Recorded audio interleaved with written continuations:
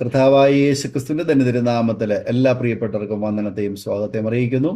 അനുഗ്രഹീതവും മനോഹരമായ നല്ല നിമിഷങ്ങൾക്കായി, നല്ല ദിവസത്തിനായി ഞാൻ കർത്താവിന് സ്തോത്രം ചെയ്യുന്നു.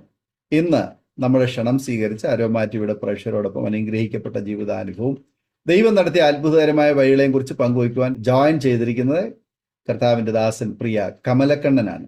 തമിഴ്നാട്ടിൽ പാർത്തുകൊണ്ട് അദ്ദേഹം തൻ്റെ ഉപജീവന മാർഗത്തോടുള്ള ബന്ധത്തിൽ പച്ചക്കറി ബിസിനസ് ചെയ്തുകൊണ്ടിരിക്കുന്നു. അപ്പോൾ തന്നെ കേരളത്തിലെ ആലത്തൂരിൽ ജനിച്ചു വളർന്ന വ്യക്തിയാണ് അദ്ദേഹം. ദീർഘവർഷങ്ങളായിട്ട് തമിഴ്നാട്ടിൽ താമസിക്കുന്നു. അവർ ഹൈന്ദവ പശ്ചാത്തലത്തിൽ നിന്നും കർത്താവായ യേശുക്രിസ്തുവിനെ കണ്ടുമുട്ടുവാൻ ഇടയായി തീർന്നു. തൻ്റെ ജീവിതത്തിൽ ബാല്യകാലത്തിൽ ഒരുപാട് കഷ്ടതകളുടെ അനുഭവങ്ങളിലൂടെ കടന്നുപോയി. അതിൻ്റെ നടുവിൽ നിന്നൊക്കെ ദൈവം തൻ്റെ ജീവിതത്തിൽ കൊടുത്തതായ ഒരു വിടുതലിൻ്റെ സാക്ഷ്യമാണ് നമ്മോടൊപ്പം പങ്കുവയ്ക്കുവാൻ പോകുന്നത്. അത് നമുക്ക് ഏവർക്കും അനുഗ്രഹമായി തരേണ്ടതിന് ശ്രദ്ധയോടെ, പ്രാർത്ഥനയോടെ, സ്കിപ്പ് ചെയ്യാതെ അവസാനം വരെ ഈ വീഡിയോ കാണുകയും കേൾക്കുകയും ചെയ്യാം. മലയാളത്തോടൊപ്പം തന്നെ അല്പം തമിഴ് കലർന്ന ഒരു ഭാഷയാണ് മലയാളത്തിൽ അദ്ദേഹം സാക്ഷ്യത്തിന് വേണ്ടിയിട്ട് ഉപയോഗിക്കുന്നത് എന്നുള്ളത് കൊണ്ട് വളരെ ശ്രദ്ധയോടെ ഈ സാക്ഷ്യം കേൾക്കുക. ഒരുപാട് നല്ല അനുഭവങ്ങൾ അദ്ദേഹം ഈ സാക്ഷ്യത്തിൽ നമ്മളോടൊപ്പം പങ്കുവയ്ക്കുന്നുണ്ട്. മാത്രമല്ല, നിങ്ങളുടെ വലിയൊരു അഭിപ്രായങ്ങളും നിർദ്ദേശങ്ങളും കമന്റ് ബോക്സിൽ രേഖപ്പെടുത്താം. ഒരു പ്രാർത്ഥനാ വിഷയമുണ്ടെങ്കിൽ സ്ക്രീനിൽ കാണുന്ന വാട്സപ്പ് നമ്പറിൽ ഞങ്ങളെ വിവരം അറിയിക്കണം. സാക്ഷ്യം പറഞ്ഞ പ്രിയപ്പെട്ടവരൊക്കെ പങ്കെടുക്കുന്ന ഒരു പ്രാർത്ഥനാ മീറ്റിംഗ് എല്ലാ തിങ്കളാഴ്ചയും രാത്രി 9 മണി മുതൽ നടക്കുന്നു. നിങ്ങൾക്കും അതിൽ സംബന്ധിക്കാവുന്നതാണ്. കർത്താവ് നമ്മെ അനുഗ്രഹിക്കട്ടെ.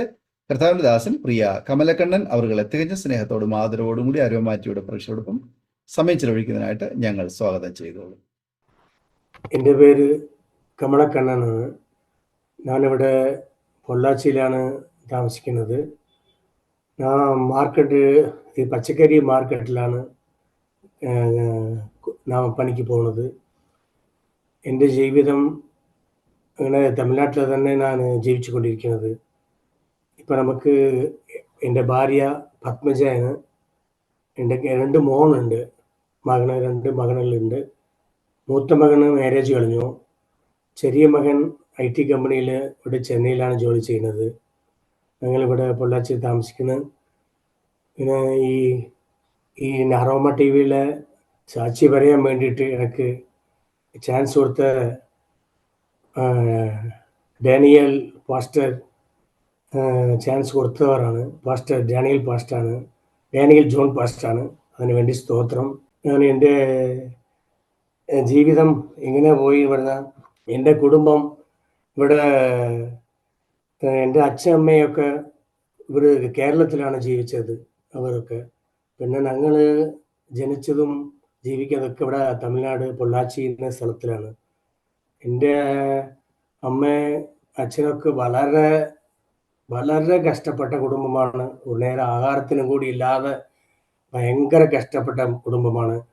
അപ്പോൾ എൻ്റെ അച്ഛനും കുറച്ച് മദ്യപാനി എപ്പോഴും ഉണ്ടാകും. മദ്യപാനിയാണ്.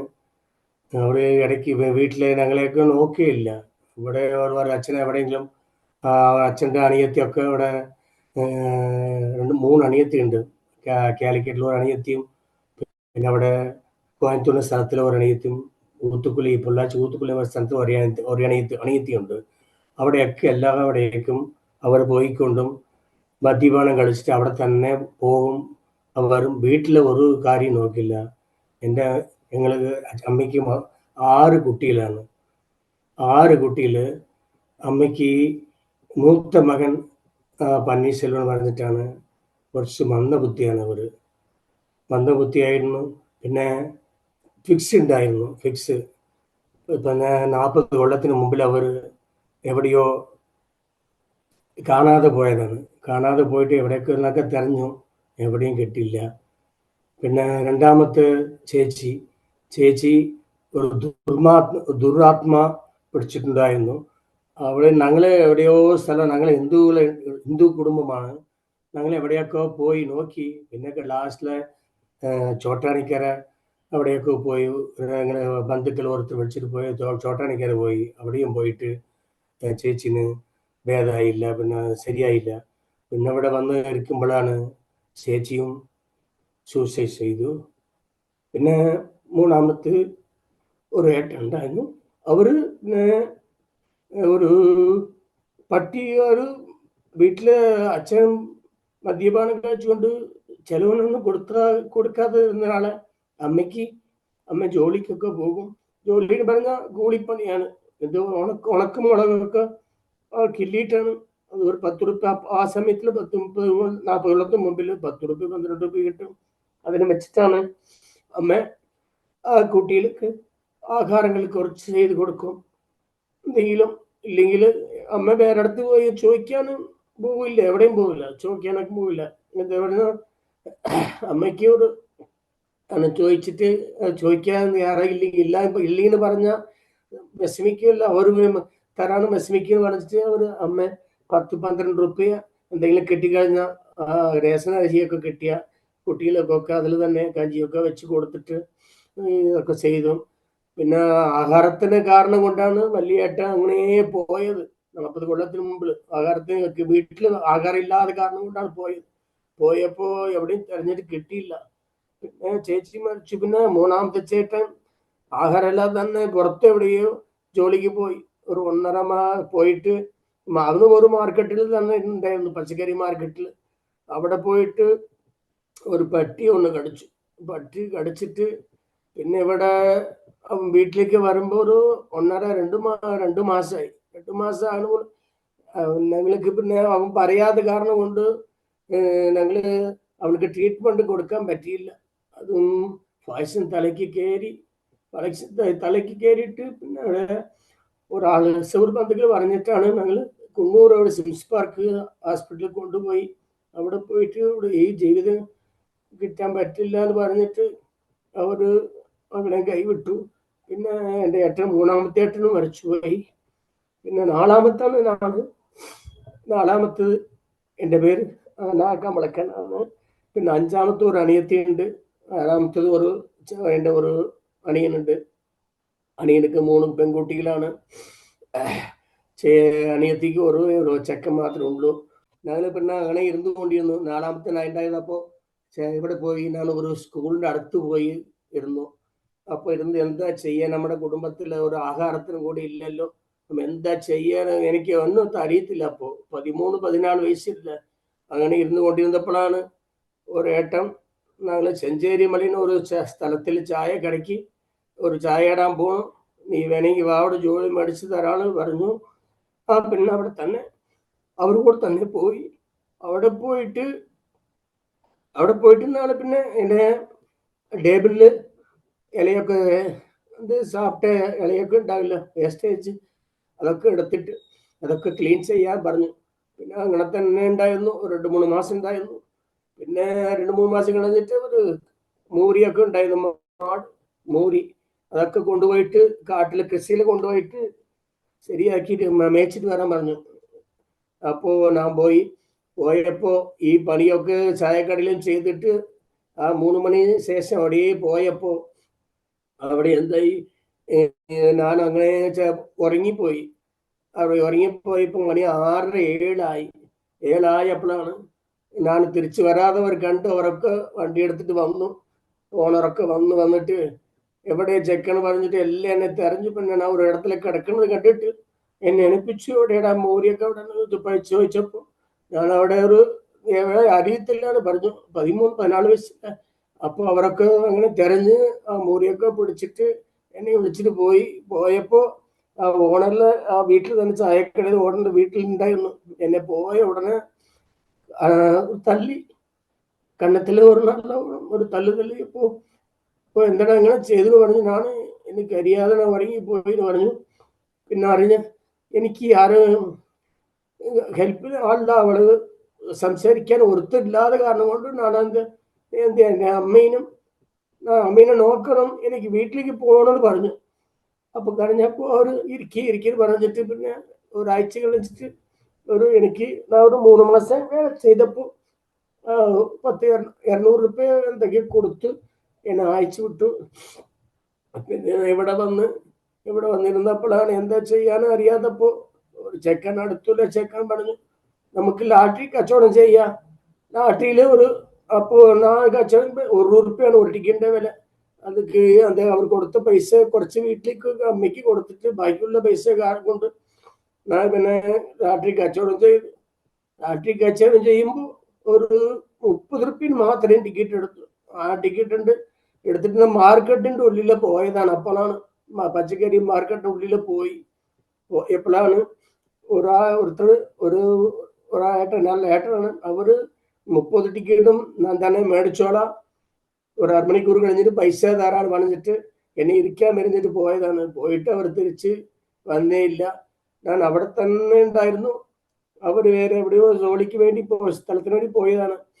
പിന്നെ 2 ദിവസമായിട്ട് ഞാൻ ഒരു ആഹാരം കഴിക്കാതെ ആ പൈസ വേണ്ടി അവിടെ തന്നെ ഇരുന്നു. അപ്പൊ അവിടെ ഇരിക്കുന്നത് കണ്ടിട്ട് അയാളുടെ ഓണർ അച്ഛൻ വിളിച്ച് വൈകുന്നേരം വിളിച്ചിട്ട് എന്താ ഇവിടെ തന്നെ ഇരിക്കണേ, ആരാണ് ചോദിച്ചത്. അപ്പൊ ഞാനിവിടെ ഇല്ല, ആട്ട സീറ്റ് നിങ്ങൾ മേടിച്ചു, പൈസ കൊടുത്തിട്ടില്ല, അവർ വേണ്ടിയിട്ട് കാത്തിരിക്കുന്നു പറഞ്ഞപ്പോഴാണ് ശരി ഞാൻ പൈസ മേടിച്ചു തരാം, ഇപ്പൊ ഉള്ള നീ വേണമെങ്കിൽ പച്ചക്കറി കടയിൽ ജോലിയൊക്കെ കുറച്ചുണ്ട് അതൊക്കെ ചെയ്യുന്നു പറഞ്ഞപ്പോ ആ ജോലിയൊക്കെ ചെയ്യുന്നത് കണ്ടിട്ട് നന്നായിട്ട് ജോലി ചെയ്യുന്നുണ്ട് അങ്ങനെ പറഞ്ഞിട്ട് വീട്ടിൽ പോയിട്ട് ഈ നിങ്ങൾക്ക് ആഹാരമൊക്കെ മേടിച്ചിട്ട് പറഞ്ഞു. ഇവിടെ 2 കിലോമീറ്റർ ഉണ്ട്. അവിടെ നിന്ന് പോകുമ്പോൾ വീട്ടിൽ നിന്ന് കടയിൽ നിന്ന് വീട്ടിലേക്ക് പോകണ ദൂരം 2 കിലോമീറ്റർ ഉണ്ട്. ഒരു സൈക്കിൾ തന്നെ കൊടുത്തു. സൈക്കിളിൽ പോയിട്ട് സ്ഥലമൊക്കെ പറഞ്ഞയച്ചു. ഞാൻ പോയി സാധനം ആഹാരമൊക്കെ മേടിച്ചിട്ട് വന്നിട്ട് ആഹാരത്തിന് അവർക്ക് കഴിച്ചിട്ട് ബാക്കി മിച്ചം എനിക്ക് കുറച്ച് കൊടുക്കും. കൊടുത്തപ്പോൾ എനിക്ക് ആഹാരത്തിന് ആ സമയത്തിൽ ആഹാരം എനിക്ക് വലിയ ഒരു ഇതായിരുന്നു.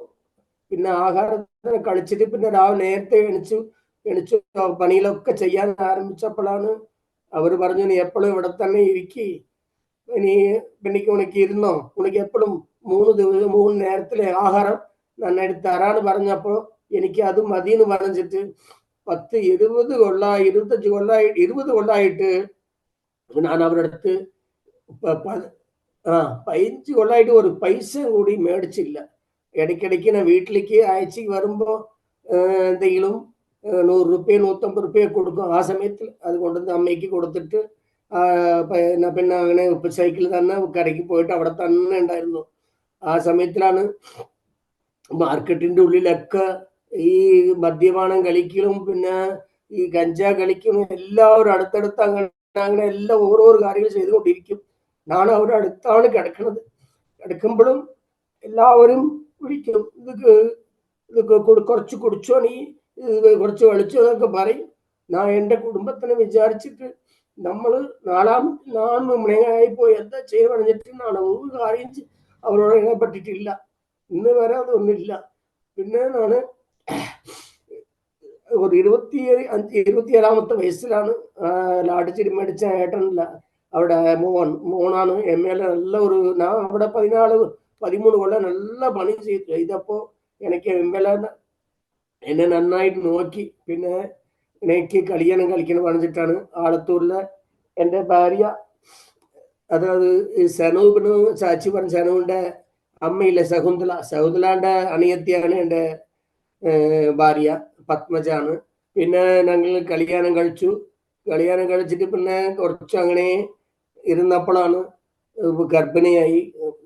ഭാര്യ ഗർഭിണിയായപ്പോ ഒരു 8-ാം മാസം ഗർഭിണിയായി ഇരിക്കുമ്പോഴാണ് ഗർഭിണി വേദ വന്നിട്ടാണ് ഹോസ്പിറ്റലിലേക്ക് അടുത്തുള്ളവരൊക്കെ കൊണ്ടുപോയി.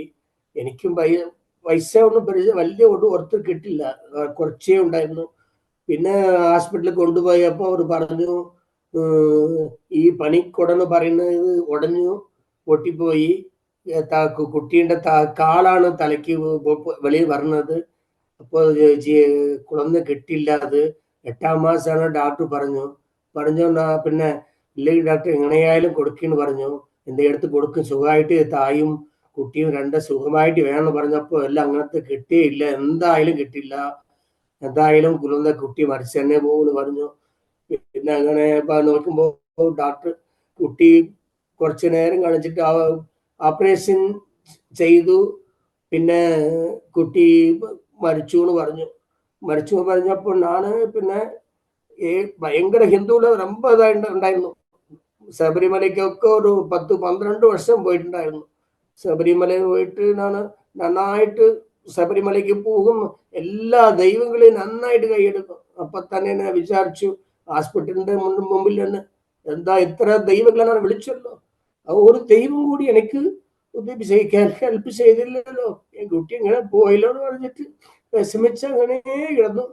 പിന്നെ അങ്ങനെ കുറെ ദിവസം പോയപ്പോ ഒരു പിന്നെ അടുത്ത കൊല്ലം പിന്നെ മഴ ഗർഭിണിയായി. പിന്നെ ഗർഭിണിയായപ്പോ പിന്നെ ഒരു അതുപോലെ തന്നെ ഒരു 9ാം മാസത്തിൽ തന്നെ വേദന വന്നു. വേദന വന്നിട്ട് അവിടെ RC പാളിക്ലിനിക്കിന് ഒരു പാളിക്ലിനിക് ഉണ്ട്, അവിടെ കൊണ്ടുപോയപ്പോ ഡോക്ടറിലൊക്കെ പറഞ്ഞു കുറച്ച് ബുദ്ധിമുട്ടാണ് அப்படின்னு പറഞ്ഞിട്ട് ഏറ്റവും വലിയൊരു ഡോക്ടർ ഉണ്ടായിരുന്നു, രാജ ഡോക്ടർ പറഞ്ഞിട്ട് അവരെ വിളിച്ചു പറഞ്ഞപ്പോ അവർ വരാന്ന് പറഞ്ഞു. പിന്നെ അതിന് അവർ വരണ മുമ്പില് കുട്ടീൻ്റെ കാല് അതുപോലെ തന്നെ പിന്നെയും വന്നു.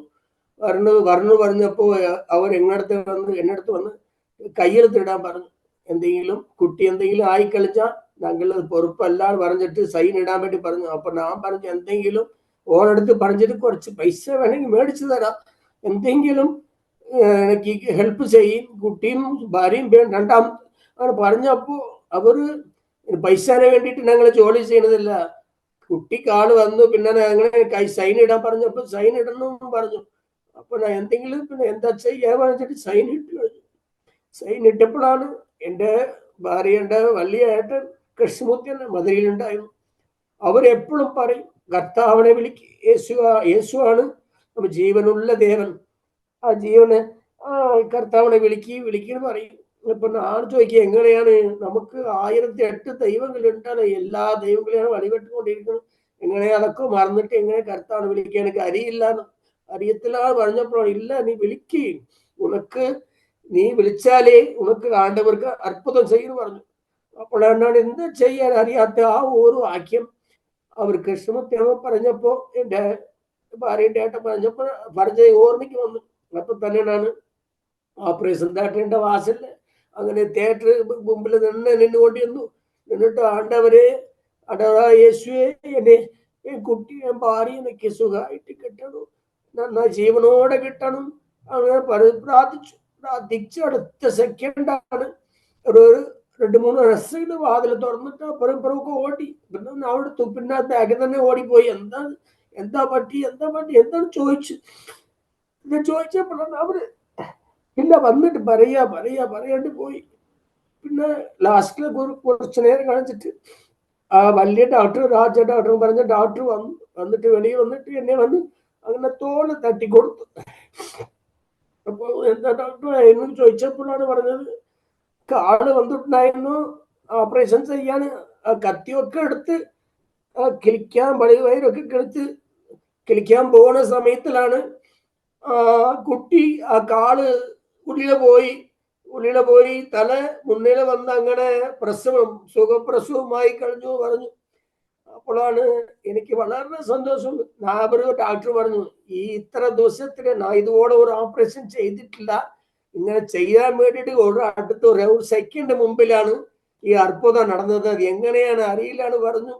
അപ്പൊ ഞാൻ വിചാരിച്ചു എൻ്റെ ദൈവ യേശുവിനെ കൈയെടുത്തപ്പോഴാണ് ഈ കാര്യം നടന്നത്. അങ്ങനത്തെ അപ്പൊ തന്നെയാണ് രക്ഷിക്കപ്പെട്ടത്. രക്ഷിക്കപ്പെട്ടിട്ട് പിന്നെ ഞങ്ങൾ കുട്ടിയും സുപ്രസവമായിട്ട് ഒരാഴ്ച അവിടെ തന്നെ ഉണ്ടായിരുന്നു.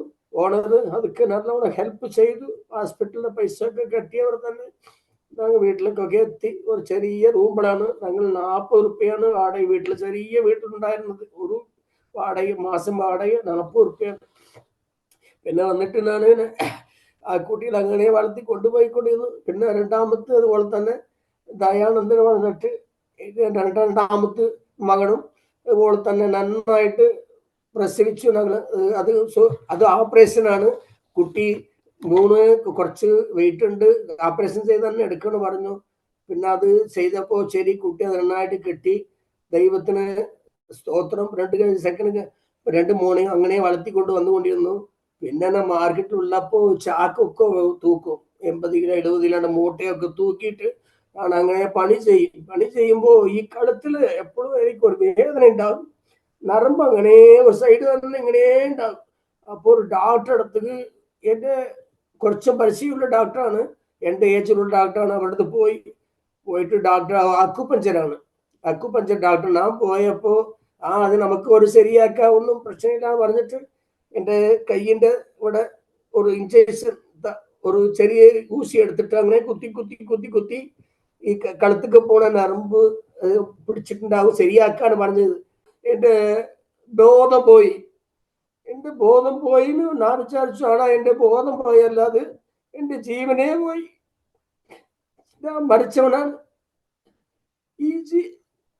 ഞാൻ മരിച്ചുപോയി. എന്താണ് പറഞ്ഞ എൻ്റെ ആത്മാ നിന്ന് എൻ്റെ ശരീരത്തിനെ നോയിക്കൊണ്ടിരിക്കുന്നത് ഞാൻ കണ്ടു.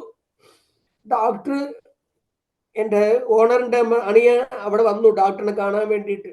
അപ്പോൾ ഡോക്ടർ പറയുന്നുണ്ട് അണിയുടെ അവരോട്, എൻ്റെ ഓണറിന്റെ അണിയടുത്ത് പറയുന്നുണ്ട്, இப்படி கமலக்கண்ணன் வந்தா அந்த கழுத்துல ஒரு இன்ஜெக்ஷன் போட்டப்போ அது மூளைக்கு ஒரு இதுல வந்து சரியா போல, நரம்பு மிஸ்டேக் ஆகி അവൻ ഇതായിരിച്ച്, ജീവൻ പോയിരിച്ച്, എന്താ ചെയ്യാന്ന് പറഞ്ഞുകൊണ്ടിരിക്കുമ്പോ എനിക്ക് ഞാൻ മരിച്ചത് എനിക്ക് അറിയില്ലപ്പോ. അപ്പൊ ഞാൻ ഡോക്ടർ അടുത്ത്, ഡോക്ടറെ എന്താ പറയണത്, ഞാൻ എവിടെ മരിച്ചു, ഞാൻ അടുത്തല്ല നിൽക്കണമെന്ന് ചോദിക്കുമ്പോഴാണ് ഞാൻ പറയണത് ഡോക്ടർ അറിയത്തില്ല. അപ്പൊ താന് വിചാരിച്ചു, താഴെ നോക്കുക, എന്റെ ശരീരം കിടക്കുന്ന എന്റെ ആത്മാവ് അടുത്ത് തന്നെ നിൽക്കുന്നത്. അപ്പൊ ഞാൻ പറഞ്ഞു, നാട് വളരെ കഷ്ടപ്പെട്ട ജീവിതത്തില് കഷ്ടപ്പെട്ട കുടുംബമാണ്, ഇങ്ങനെ 2 കുട്ടിയിലുണ്ട്, 2 കുട്ടിയും ഭാര്യയും വീട്ടില്, ഞാൻ എപ്പാ വരണം നോയിക്കൊണ്ടിരിക്കും, നീ ഇങ്ങനെ ചെയ്തുള്ള ഡോക്ടറെ. ഞാൻ കരഞ്ഞപ്പോഴും അവർക്ക് ഞാൻ പറയണത് അവർ കേട്ടില്ല. നമ്മുടെ ആത്മാവാണ്, അങ്ങനെ സംസാരിക്കുമ്പോ അവർക്ക് അറിയത്തില്ല, എനിക്ക് അറിയില്ല. പിന്നെ എന്താ ചെയ്യണം, അവർ അങ്ങനെ അപ്പുറം ഇപ്പുറം പോയിക്കൊണ്ടിരിക്കുമ്പോ എൻ്റെ ഓണറിന്റെ ഞാൻ ഡോക്ടറെ അടുത്ത് ചോദിക്കുന്നു എന്താ ചെയ്യാന്ന് പറഞ്ഞപ്പോ, എന്തെങ്കിലും ചെയ്യണം, എന്താണ് അറിയില്ല എനിക്ക്. ഡോക്ടറും പറഞ്ഞു അവരെന്തെങ്കിലും ഡിസ്പോസ് ആയിരുന്നൊക്കെ പറഞ്ഞുകൊണ്ടിരുന്നു. എൻ്റെ ആത്മാ വളരെ കഷ്ടപ്പെട്ട് അങ്ങനെ കരഞ്ഞുകൊണ്ടേയിരുന്നു. ഞാൻ ഭയങ്കര ശബ്ദത്തിലാണ് കരഞ്ഞുകൊണ്ടിരിക്കുമ്പോഴാണ് അവർ എന്നെ എന്തെങ്കിലും ചെയ്ത് പറഞ്ഞിട്ട് ഒരാളും ഷോൾഡറിനെയും ഒരാളും കാലിനെയും പിടിച്ച് തൂക്കാൻ പോകുമ്പോഴാണ് എവിടെയാ കൊണ്ടുപോകണമെന്ന് പറഞ്ഞിട്ടുണ്ടാണ്. അങ്ങനെ എൻ്റെ ആത്മാ പോയിട്ട് ഡോക്ടർ കാലത്ത് തൂക്കുമ്പോ അങ്ങനെ എൻ്റെ ശരീരത്തിന് മേലെ പോയി ഞാൻ അമുത്തി പിടിച്ചു.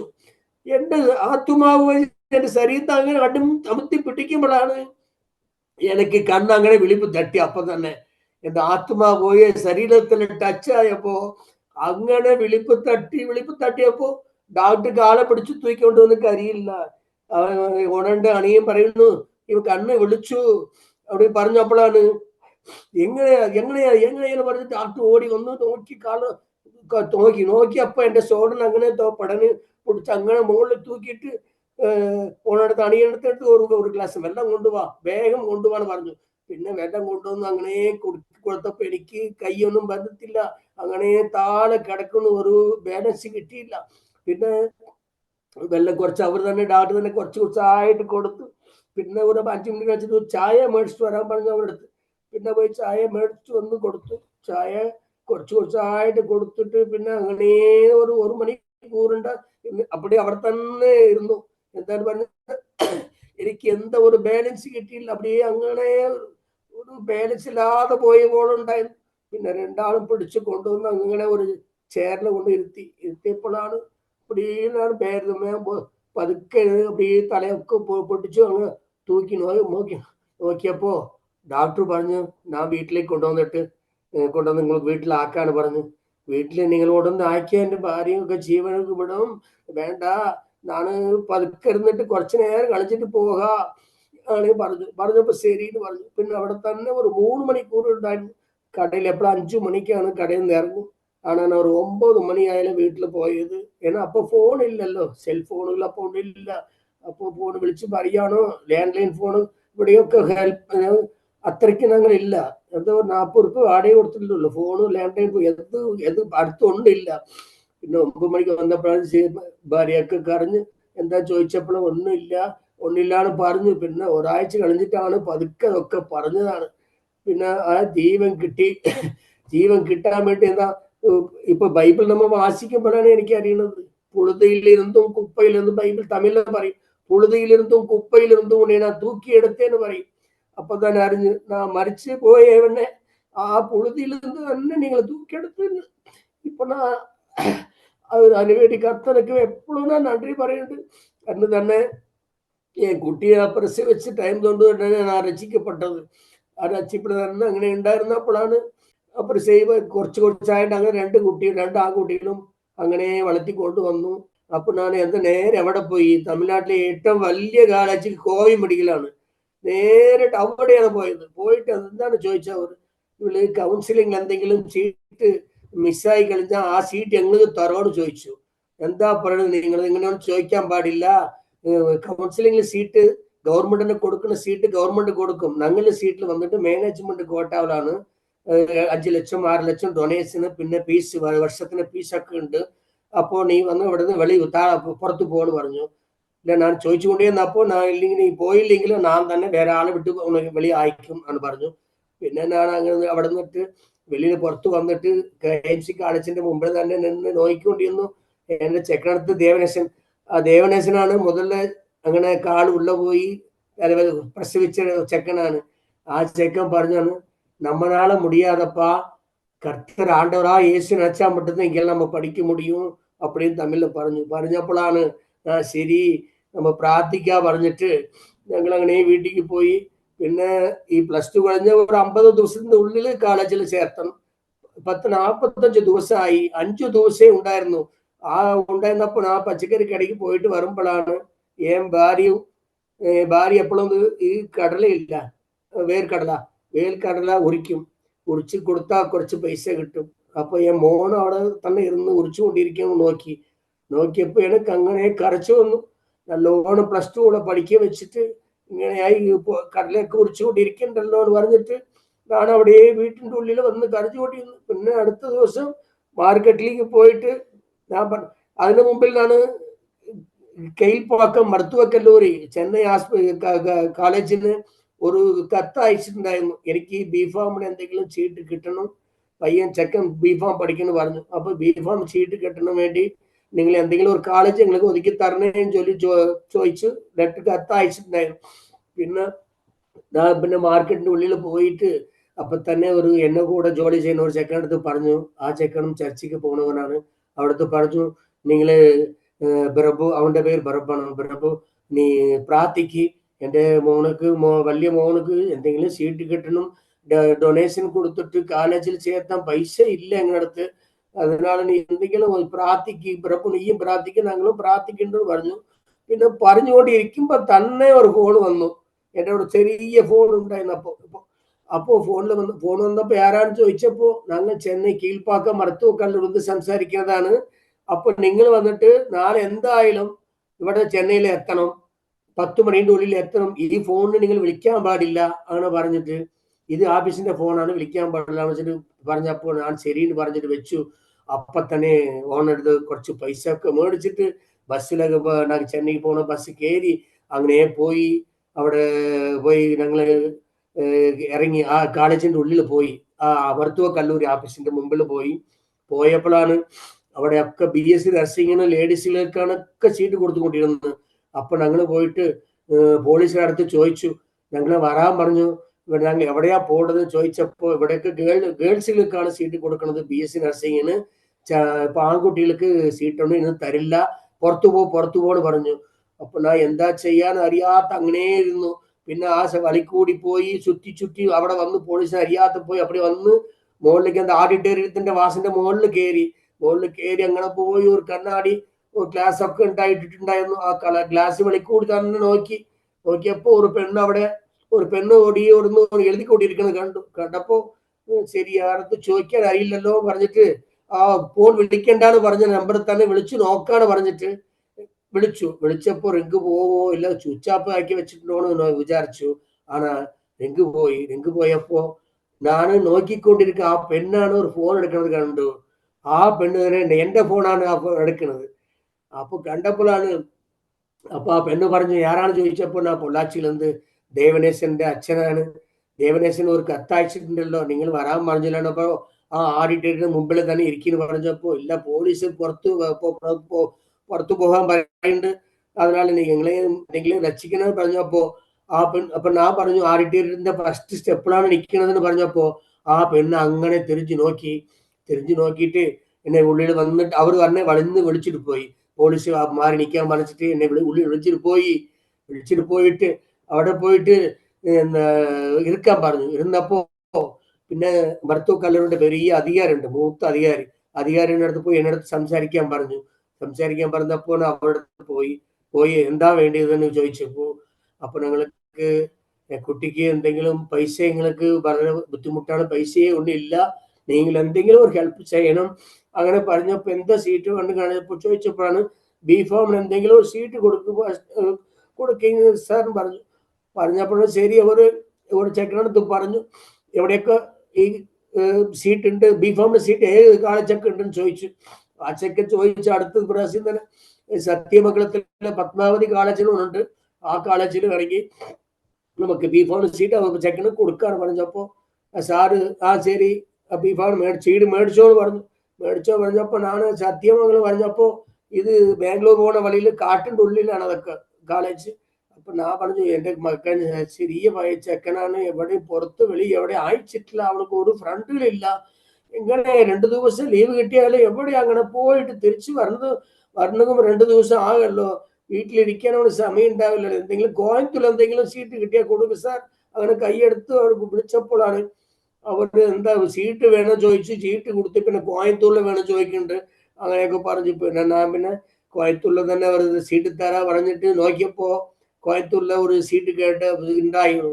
എവിടെ പറഞ്ഞ സേരൻ കോളേജ് പറഞ്ഞിട്ട് ഒരു കോളേജ് ഉണ്ടായിരിക്കും, ആ സേരൻ കോളേജിന് പോയി അങ്ങനെ പറഞ്ഞപ്പോ കോയമ്പത്തൂർ തന്നെ കിട്ടിയെന്ന് പറഞ്ഞു. ഞാൻ അങ്ങനെ വിചാരിച്ചുകൊണ്ട് അങ്ങനെ നിൽക്കുമ്പോഴാണ് ഈ ഫാക്സ് ആ സാറിന്റെ മുമ്പിൽ ഒരു ഫാക്സ് പറഞ്ഞു കണ്ടു. കാരണം ഒരു കടലാസ് അങ്ങനെ മുകളിലേക്ക് പറഞ്ഞത് കണ്ടപ്പോ ഞാൻ തന്നെ സാറിന് പറഞ്ഞു സാർ ഒരു കടലാസ് അങ്ങനെ പറഞ്ഞിട്ട് ആ ഫാക്സ് അത് ഞാൻ നോക്കിക്കോളാന്ന് പറഞ്ഞു. പിന്നെ ചക്കനടുത്ത് പറഞ്ഞു അവരോടുള്ള ചക്കനടുത്ത് നീ ആ കടലാസ് അങ്ങനെ എടുക്ക്, അത് എന്താ നോക്കുന്നു പറഞ്ഞപ്പോ അവര് ആ ചക്കൻ പറയണ അപ്പൊ തന്നെ പറയണ് KMCS കോവി മെഡിക്കലിന്റെ ഒരു ബി ഫാം സീറ്റ് പെൻഡിങ് ആണ് അത്ര, ആ ചെക്ക് വേറെന്താ പഠിപ്പിന് വേണ്ടി മാറിപ്പോയത്ര அப்படின்னு പറഞ്ഞപ്പോ ഞാൻ അപ്പൊ തന്നെ സാറേ എനിക്ക് എന്തെങ്കിലും ആയാലും ഒരു വളരെ നിങ്ങൾ ആ KMCന്റെ കോളേജിന് തന്നെ എനിക്ക് ഒരു സീറ്റ് കിട്ടണം ഞാൻ വിചാരിച്ചു സാറേ, എന്തെങ്കിലും ആ സീറ്റ് അവിടെ തന്നെ ആ കോളേജിൽ തന്നെ സീറ്റ് കൊടുക്കും സാറേ പറഞ്ഞു. അവർ നീ കോയമ്പത്തൂർ ചോദിച്ചു, കോയമ്പത്തൂർ കൊടുത്തു, പിന്നെ KMCH ചോദിക്കണം എന്താണ് വിളിച്ചു. ഇല്ല സാർ ഇങ്ങനൊരു KMCH ഇട്ട് കൊടുക്കുന്നു പറഞ്ഞപ്പോഴാണ് ഇവിടെ എങ്ങനെ എന്നെ നോക്കിയിട്ട് ഇപ്പടിയേ താളയും മോളയും ഞാൻ ചെക്കനെ നോക്കിയിട്ട് ചെക്കൻ എന്താ പറഞ്ഞു സാർ അതെ സാർ KMCHൽ നിങ്ങൾ കൊടുക്കുന്നു പറഞ്ഞു. എന്താ ചെക്കന് കിട്ടി കൊടുക്കുന്നു പറഞ്ഞിട്ട് എന്നെ അവർ നോക്കി, ഇനി വേറെ എന്തെങ്കിലും ചോദിച്ചുകൊണ്ടേയിരിക്കും പറഞ്ഞിട്ട് അവർ എന്നെ സാർ നോക്കിയിട്ട് പറഞ്ഞു നിങ്ങൾ താളെ പോയി ഇരിക്കും, ഞാൻ ചെക്കനടുത്ത് കൊടുത്ത് അയക്കുക, നിങ്ങൾ പോയി ഇരിക്കുന്നു അവർ പറഞ്ഞു. ഇല്ല സാർ ഞാൻ എല്ലാ പോയിക്കോ നീ പൊയ്ക്കോന്ന് പറഞ്ഞു. പിന്നെ ശരിയെന്ന് പറഞ്ഞിട്ട് ഞാൻ അവിടെ അങ്ങനെ ആഡിറ്റോറിയം താളെ തന്നെ വന്ന് ഇരുന്നിട്ട് കുറച്ചു നേരം കരഞ്ഞിട്ടിരിക്കുമ്പോൾ ഒരു അരമണിക്കൂർ കഴിഞ്ഞിട്ട് ചെക്കൻ താളെ പറഞ്ഞത് കണ്ടു. ഓടിപ്പോയിട്ട് അലോട്ട്മെന്റ് ആർഡർ വാങ്ങി നോക്കിയപ്പോഴാണ് പറഞ്ഞത് KMCH college B form seat Devanesan എന്ന് പറഞ്ഞ് ഇട്ട് കൊടുത്തിട്ടുണ്ടായിരുന്നു. അത് നോക്കിയപ്പോ ആണ്ടവറിന് വളരെ കൂടി നന്ദി പറഞ്ഞു. പിന്നെ ആ മേടിച്ചിട്ടുണ്ടാണ് അവിടെ നിന്ന് വന്നിട്ട് ഇപ്പൊ ബസ് ചെന്നിൽ നിന്നപ്പോ ബസ്സിൽ കയറി പൊള്ളാച്ചി വന്ന് ഇറങ്ങിയിട്ട് വീട്ടിലേക്ക് എത്തിയിട്ട് ഞങ്ങൾ പോയത് 16-ാം തീയതിയാണ്. 20-ാം തീയതി അല്ല 18-ാം തീയതി കോളേജ് ഓപ്പൺ ആകും, 16-ാം തീയതി പിന്നെ നോക്കിയപ്പോഴാണ് എനിക്ക് അറിയുന്നത്. പിന്നെ 16-ാം തീയതി ഞങ്ങൾ പോയി, 16-ാം തീയതി നൈറ്റ് തന്നെ 17-ാം തീയതി നൈറ്റ് ഇവിടെ എത്തി. പിന്നെ നോക്കണു 17-ാം തീയതി 12 മണിക്കുള്ളിൽ ഈ അലോട്ട്മെന്റ് ഓർഡർ നീ അവിടെ കൊടുത്ത് അവിടെ നിങ്ങൾ വന്നിട്ട് പൈസ കൊടുത്ത് നിങ്ങൾ ബാക്കിയുള്ള പൈസ കൊടുത്ത് ചെക്കന് ബി ഫോം ചേർത്തണം, കോളേജിൽ ചേർത്തണം പറഞ്ഞിട്ടുണ്ടായിരുന്നു. അപ്പോഴാണ് പൈസ ശുദ്ധ കംപ്ലീറ്റ് ഇങ്ങനെ ഒരു 20,000 രൂപ എന്താ ചേർത്ത് വെച്ചിട്ടുണ്ടായിരുന്നു.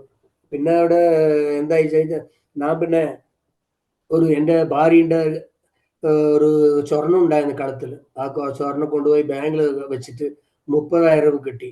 അപ്പോൾ ആ 30,000 മേടിച്ച് എൻ്റെ 20,000 50,000 കൊണ്ടിട്ട് വേഗം അവിടെ കോവി മെഡിക്കലിലേക്ക് എത്തി പോയിട്ട് ഉള്ളിൽ പോകുന്നത് കണ്ടിട്ട് അയാൾ ആ പ്രിൻസിപ്പാൾ എണിച്ച് വന്നിട്ട് നിങ്ങളിപ്പോ പോണോ എന്താണ് ചോദിക്കണമെന്ന് പറഞ്ഞിട്ട് സംസാരിച്ചു. അപ്പോ സാറില്ല, ഞങ്ങള് ഇനി പറയാൻ സംസാരിക്കാൻ വിടുന്നില്ല. എന്താ പറഞ്ഞാൽ അന്ന് വന്നിട്ട് 1 മണിക്കൂർ ഭയങ്കര ദേഷ്യപ്പെട്ടിട്ടാണ് എന്നെ തിരിച്ച് അയച്ചത്. പിന്നെ ഞാൻ ഇല്ല സാറേ, നിങ്ങൾക്ക് അലോട്ട്മെന്റ് ആർഡർ കിട്ടിയിട്ടുണ്ട്, അതിന് വേണ്ടിയിട്ടാണ് വന്നിട്ടെന്ന് പറഞ്ഞപ്പോ അലോട്ട്മെന്റ് ആർഡർ കിട്ടി. എവിടെ നിന്ന് കിട്ടിയത് നിങ്ങൾക്ക്? എങ്ങനെയാ കിട്ടും? അത് എങ്ങനെ പോയി? എവിടെ മേടിച്ചു? ഡ്യൂപ്ലിക്കേറ്റ് ആണോ? അങ്ങനെയാണ് ഇങ്ങനെയൊക്കെ ഭയങ്കര സംസാരിച്ചു. പിന്നെ ഞാൻ ഇല്ല സാറേ, കിട്ടിയിട്ടുണ്ട് സാറേ എന്ന് പറഞ്ഞപ്പോ എവിടേക്ക് നോക്കാന്ന് പറഞ്ഞു. പിന്നെ ഞാൻ ആളൊക്കെ ബാക്കിൽ നിന്ന് സാറ് അലോട്ട്മെന്റ് ആർഡർ എടുത്ത് കൊടുത്തപ്പോ അവര് അലോട്ട്മെന്റ് ആർഡർ മേടിച്ച് ഉടനെ ഓടി വന്ന് ചെക്കനെ അങ്ങനെ கட்டிப்பிடிச்சிட்டு என்ன எப்படிப்பா அது, என்ன சாமி கும்பிடுறீங்க, என்ன தெய்வம் கும்பிடுறீங்க, பெரிய அற்புத மிராக்கள் நடந்திருக்கும் உங்க வாழ்க்கையில, பெரிய காரியமாக்கும் அப்படின்னு சொல்லி போட்டு അങ്ങനെ പിടിച്ചു. ചെക്കനെ പിടിച്ചപ്പോ എനിക്കും കരച്ചിൽ വന്നു. അങ്ങനെ പിന്നെ അവിടെ ഇരുന്നിട്ട് എന്നെ ഇരിക്കാൻ പറഞ്ഞിട്ട് പിന്നെ ശരി നമുക്ക് ശരിയാക്കാൻ പറഞ്ഞിട്ട് വർഷത്തിന് 55,000 രൂപയാണ് ഫീസ് പറഞ്ഞപ്പോ അങ്ങനെ ഞാൻ നോക്കി, ഇത് 50,000 രൂപ കയ്യിൽ കറക്റ്റ് ആയിട്ടുള്ളത്, 55 പറയണത് എന്ന് വിചാരിച്ചിരുന്നപ്പോഴാണ് പിന്നെ അവർ പറഞ്ഞു 1 മാസത്തിന്റെ ഹോസ്റ്റൽ ഫീസ് 3000, ഡ്രസ്സിന് ഒരു 3500, ബുക്സിന് ഒരു 3000, ഇതൊക്കെ കട്ടണം, കട്ടിയാലേ നമ്മൾ രജിസ്റ്റർ ചെയ്യാൻ പറ്റുള്ളൂ അങ്ങനെ പറഞ്ഞു.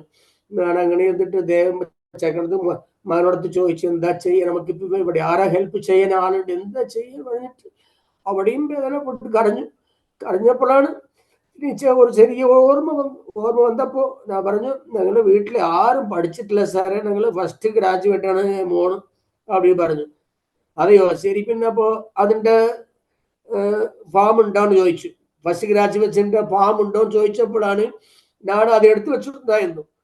എനിക്ക് എന്തെങ്കിലും ഒരാൾ പറഞ്ഞിട്ടുണ്ടോ ഫസ്റ്റ് ഗ്രാജുവേറ്റിന്റെ ഫാം എടുത്ത് വെക്കി, എല്ലായിടത്തും കൈയെഴുത്ത് മേടിച്ചു വെക്കി പറഞ്ഞു. ആ കൈയെഴുത്ത് ഫാം കിട്ടി.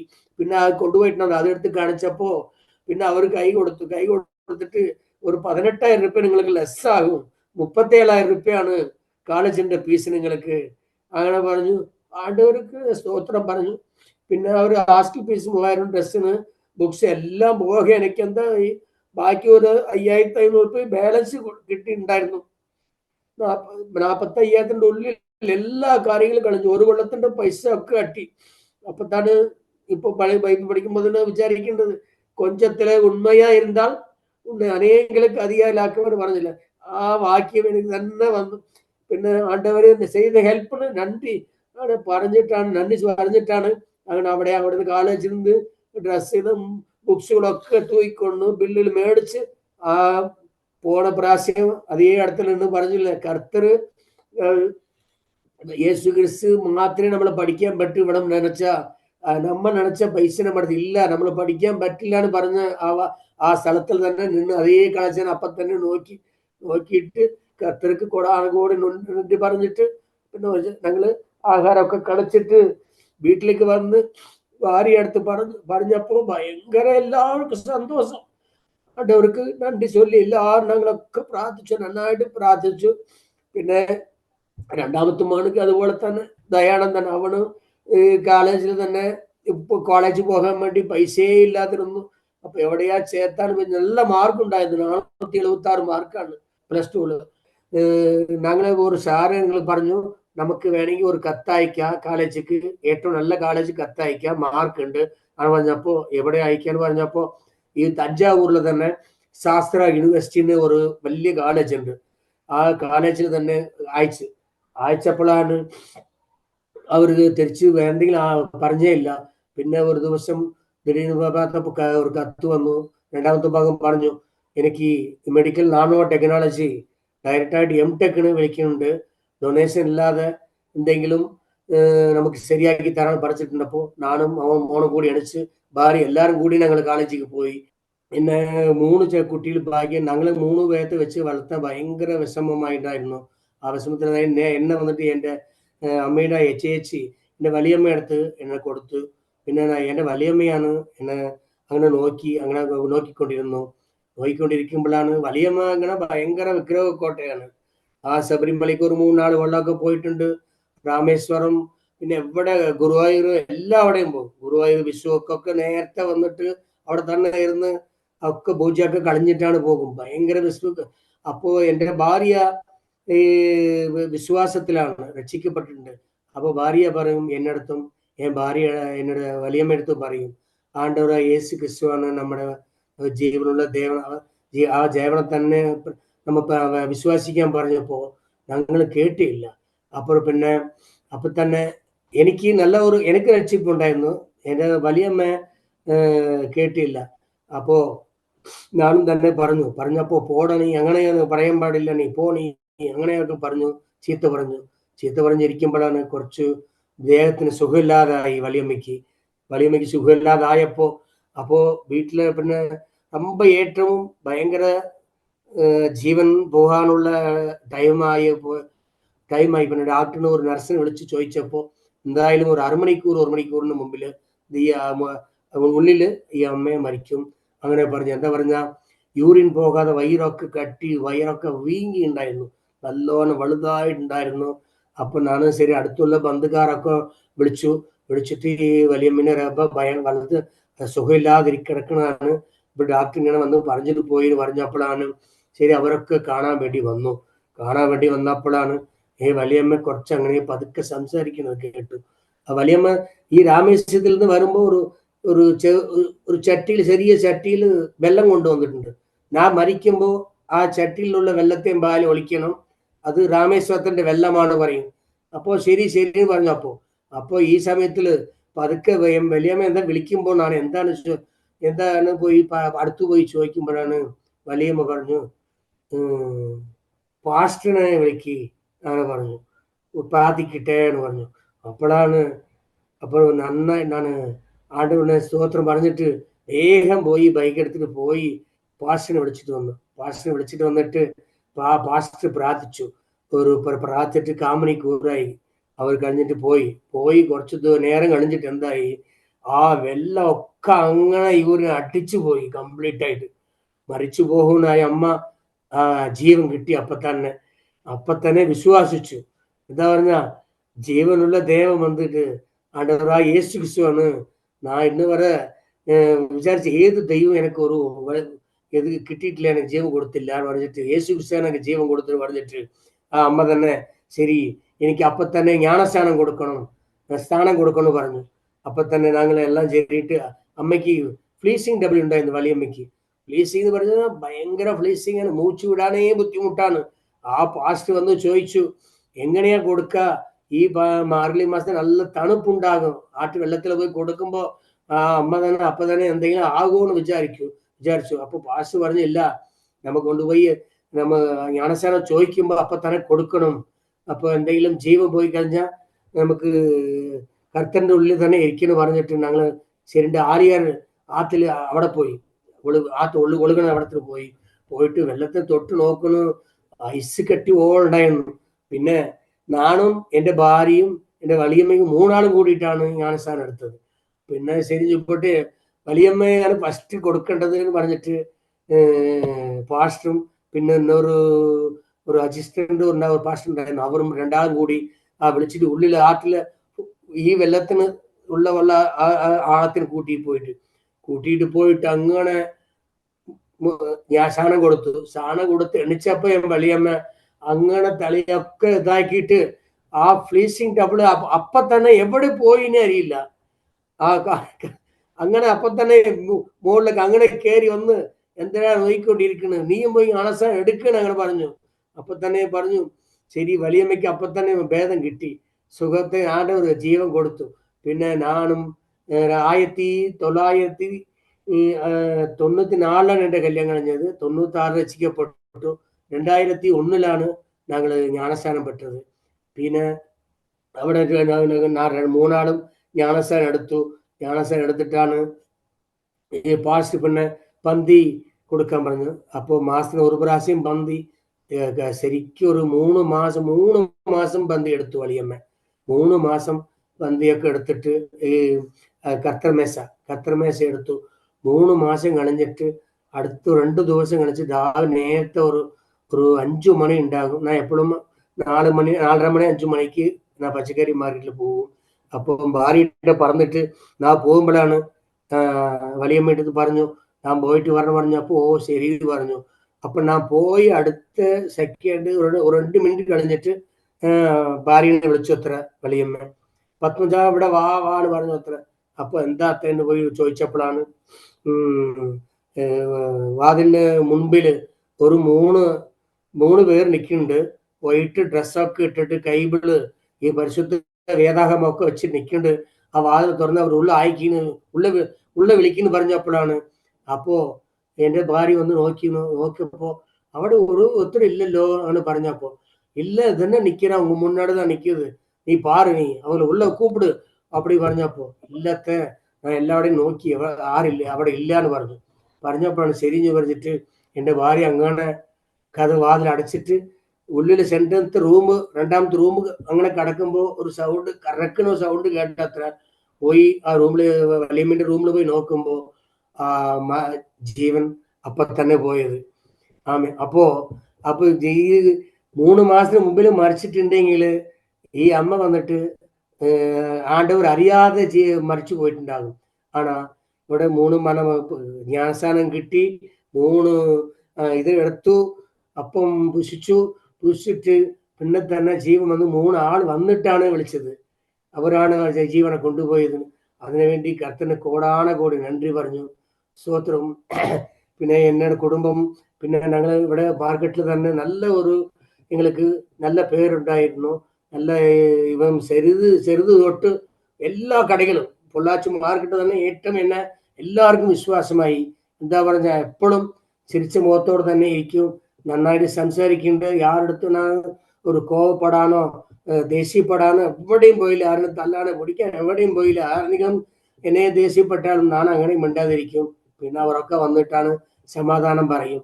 ഞാനും അതിനൊന്ന് ശരി പറയും. പറഞ്ഞിട്ട് വന്നാണ് പിന്നെ ഞങ്ങൾ ഇവിടെ നമുക്ക് ഇവിടെ പൊള്ളാച്ചിയിൽ തന്നെ ഒരു സ്ഥലം മേടിക്കാനും ഞങ്ങളൊരു വീട് ഞങ്ങൾക്ക് നന്നായിട്ട് ഒരു വീട് കെട്ടുവാനൊക്കെ നല്ല ഒരു ഹെൽപ്പ് ചെയ്തു. അതിനുവേണ്ടി കോടാനക്കോടി നന്ദി പറയണം. അതിനുവേണ്ടി സ്തോത്രം. ഈ സാക്ഷി പറയാൻ വേണ്ടിയിട്ട് ഞങ്ങൾക്ക് പാസ്റ്റർ ഡാനിയൽ ജോൺ പാസ്റ്റർ ഞങ്ങൾക്ക് ചാൻസ് കൊടുത്തതിന് വേണ്ടി കോടാനക്കോടി നന്ദി പറയണം. അറാമ ടിവിനും നന്ദി പറയുന്നുണ്ട്. പ്രാർത്ഥിക്കാം. கர்த்தரின் பரிசுத்த நாமத்திற்கு ஸ்தோத்திரம் உண்டாவதாக. ஆண்டவரே ஸ்தோத்திரம் ஆண்டவரே. ഈ സമയത്തിൽ തന്നെ ഈ സാക്ഷി അറോമാറ്റികള് സാക്ഷി പറയാൻ വേണ്ടിയിട്ട് ആ പാസ് കൊടുത്ത് ഈ ചാൻസിന് വേണ്ടി കോടാനകോടി നന്ദി പറയുന്നു. ഈ സാക്ഷിനെ വിശ്വാസിച്ച് അനേവരും എന്നെ ഇഷ്ടമോടെ എല്ലാവരും രക്ഷിക്കപ്പെടണം. ആണ്ടവരെ അറിഞ്ഞുകൊള്ളണം. ദേവ മഹിമ ആണ്ടവരെ ഉണ്ടാകണം. സ്തോത്രം. ആമേൻ. ഹല്ലേലൂയ. താങ്ക് യു കർത്താവദാസൻ. പ്രിയ കമലക്കണ്ണൻ ഇത്രത്തോളം സമയം ദൈവം നടത്തിയ അത്ഭുതകരമായ വഴികളെക്കുറിച്ച് ദൈവനാമ മഹത്വത്തിന് വേണ്ടി അരോമാറ്റിയുടെ പ്രേക്ഷകരോടൊപ്പം പങ്കുവയ്ക്കുവാൻ കർത്താവ് കൃപ ചെയ്ത് ഓർത്തെ ദൈവത്തിന് സ്തോത്രം ചെയ്യുന്നു. പ്രിയ സഹോദരനെയും കുടുംബത്തെയും ദൈവം നടത്തിയ അത്ഭുതകരമായ വഴികൾ ഏതവസ്ഥയിൽ നിന്ന് ഇന്നായിരിക്കുന്ന സ്ഥിതിയിലേക്ക് ദൈവം കൊണ്ടുവന്നു എന്ന് അറിയുവാൻ തക്കവണ്ണം ഇടയായി തോന്നുന്നു. അത്ഭുതകരമായ ജീവിതത്തിലെ ആ മാറ്റം, വളരെ തകർന്ന ഒരു ബാല്യം, ആഹാരം കഴിക്കുവാനോ കയറിക്കിടക്കുവാനോ ആരുടെയെങ്കിലും ഒരു സ്നേഹമോ സംരക്ഷണയോ ഒന്നുമില്ലാതെ ഇരുന്ന ആ കുട്ടിക്കാലത്തെ കണ്ണുനീരിൻ്റെ അനുഭവങ്ങൾ ഒക്കെ പറയുവാൻ ഇടയായി തീർന്നു. എന്നാൽ പിന്നത്തേതിൽ ദൈവത്തിൻ്റെ പ്രത്യേക പദ്ധതിയിലേക്ക് ദൈവം വിളിച്ച് വേർതിരിക്കുവാൻ ദൈവനാമ മഹത്വത്തിനു വേണ്ടി ദൈവ അവസരങ്ങൾ ഒരുക്കിയപ്പോൾ ജീവിതത്തിൽ വലിയ മാറ്റം വരുവാൻ ഇടയായി തീർന്നു. അനുഗ്രഹിക്കപ്പെട്ട കുടുംബജീവിതവും കുഞ്ഞുങ്ങളുടെ നല്ല വിദ്യാഭ്യാസവും അവരുടെ നല്ല ഭാവി ക്രമീകരണങ്ങളും ഒക്കെ ഉണ്ടാകുവാൻ ദൈവം സഹായിച്ചു. ജീവിക്കുന്നതിന് ആവശ്യമായിരിക്കുന്ന നന്മകൾ, മറ്റ് സാമ്പത്തിക ക്രമീകരണങ്ങളൊക്കെ ജീവിതത്തിൽ ദൈവം തന്നു. ഇന്ന് ദൈവം സ്ഥിതിക്ക് വലിയ മാറ്റം വരുത്തി എന്ന് അറിയുവാൻ കഴിഞ്ഞത് ഓർത്ത് ഞാൻ ദൈവത്തിന് സ്തോത്രം ചെയ്യുന്നു. പ്രിയ കമലക്കണ്ണൻ ബ്രദറിനെയും കുടുംബത്തെയും കർത്താവിൻ്റെ നല്ല സാക്ഷ്യം വഹിക്കുവാൻ ദൈവം പിന്നെ സഹായിക്കട്ടെ എന്ന് ഇത്തരണത്തിൽ ആശംസിക്കുന്നു, പ്രാർത്ഥിക്കുന്നു.